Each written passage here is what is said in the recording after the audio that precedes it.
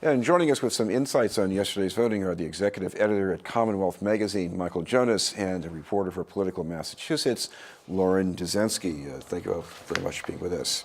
I want to start with Lauren. The mayor's race, people were expecting this, but between the actual numbers between them and the turnout, what struck you about this race? So the race essentially turned out as polling suggested. Mayor Walsh's margin over Councillor Tito Jackson held. It was, 65% to 35%, which is a strong and respectable showing by Councillor Tito Jackson. But at the end of the day, it was still a decisive victory for Marty Walsh, which the polls had shown that was going to happen for quite some time. Michael, you were pointing out even before this that the tough road for anybody running against the mayor is that you can't beat him if you're a conservative, and you can't beat him if you're trying to be progressive either. I think that's really been the case for a while now in Boston. Certainly Tom Menino, you felt like for his 20 years, he kind of just took up a lot of room politically.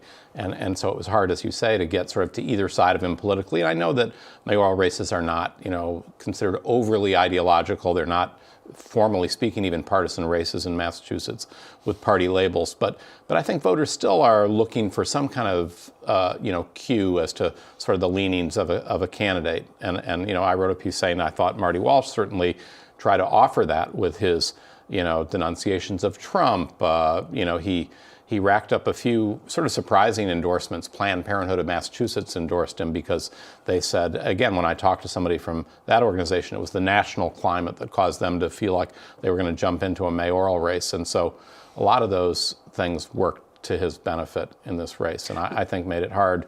But I don't think that's the only thing. I mean, he also has, tremendous fundraising advantage and kind of an infrastructure advantage. But when you add on top of that the sort of difficulty, I thought, of Tito Jackson being, not just a progressive candidate in the race, but he was trying to say, I am the progressive candidate in the race, and that was just hard to pull off. Lauren, we had this scenario before when the challenger was up against Tom Menino. He had all these assets, and in past years, the turnout percentages were higher, at least going back to 2005. And this year, they're lower. What's going on? It's hard to say. You would think that, in the city of Boston, there would be high turnout like we saw in so many different places around the country yesterday. I think some of that was the fact that Mayor Walsh didn't exactly mount a too aggressive push back to his challenge. There were no radio ads, there were no TV ads, at least by Mayor Walsh himself. And so I think a lot of voters in the city of Boston who didn't live in districts with contested city council races, they perhaps didn't even realize that there was much of a race going on. So I think it was more the virtue of the city of Boston and kind of the mayoral race itself, as opposed to any sort of apathy. The less said about the race, the better, was the way that the mayor's operation viewed it, right? If there was virtually no coverage of the race, they were not unhappy with it, and that's common when you perceive that you've got a huge advantage. It was the same with debates. I remember at the one televised debate, I was there talking to a person in the Walsh operation who was kind of laughing at the idea that people were trying to push for more debates, and this person just said, why would we agree to more debates? Which you can kind of lament that from the point of view of, kind of a vigorous contested election and the principles of democracy. But you do understand how the sort of politics of it, would drive them in that direction. Michael, we're used to talking about the black vote or people of color, and yet in this race for mayor, there's a difference. Tito Jackson carries Ward 12, which is Roxbury, some of the precincts next to that in Jamaica Plain. Yeah. And beyond that, it's mostly Walsh. Right, and Walsh won Ward 14, which is kind of the other heavily black Dorchester, ward that's more south of that. And in both cases, they were roughly 50-50. I think, Walsh carried that by a small amount. But I think that was an important factor in this race, that Tito Jackson did not really sort of galvanize or excite the black community to the degree that he would have needed to. He needed to sort of lock up that base vote, with margins that would approach at least Walsh racked up 70 to 80% of the vote in some of his strongholds. And so Jackson, I needed to do that. And I'm not really clear why. I don't want to go out on a limb and say that he kind of missed the wave, that people are almost now we've elected a black president, we've elected a black governor. It may not have been enough, as it was, say, in the '83 race when Mel King ran against Flynn. I mean, King ran up numbers of 80, 90, more than 90% in predominantly black precincts. Granted, that was an open race, but still, there was a sense of the kind of historical nature of it and the opportunity to finally sort of say, yes, we think somebody from our community, could be mayor of this city, and that kind of energy and feeling did not seem to sort of course through Boston's black community to the degree that Jackson would have needed.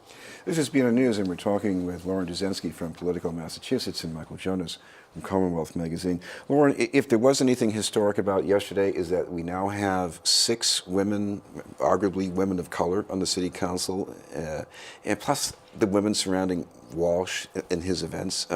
Talk about that kind of a change. Absolutely. So both District 1, which is Charlestown, the North End, East Boston, as well as District 7, which is Roxbury, both elected the first female female of color city councilors, which is quite historic. We also saw similar history being made out in Framingham, with Yvonne Spicer being elected the first female woman of color as mayor in that town.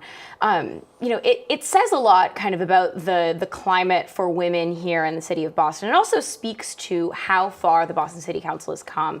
Ayanna Pressley was the first female woman of color, or person of color, elected to the Boston City Council in 2008, and now we have almost a majority on the Boston City Council in, under a decade. So I think that really speaks to the growth of the city itself. And if you want to talk about the face of new Boston, I think that's more so represented in the city council as opposed to the mayor's office.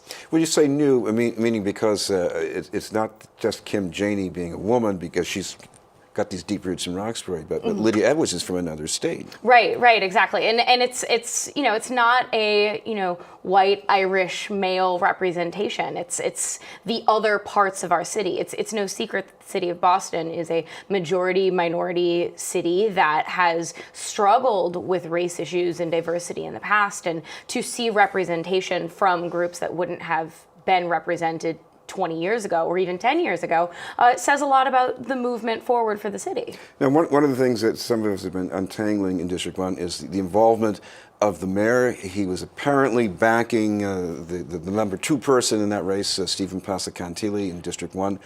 Talk about that. Absolutely.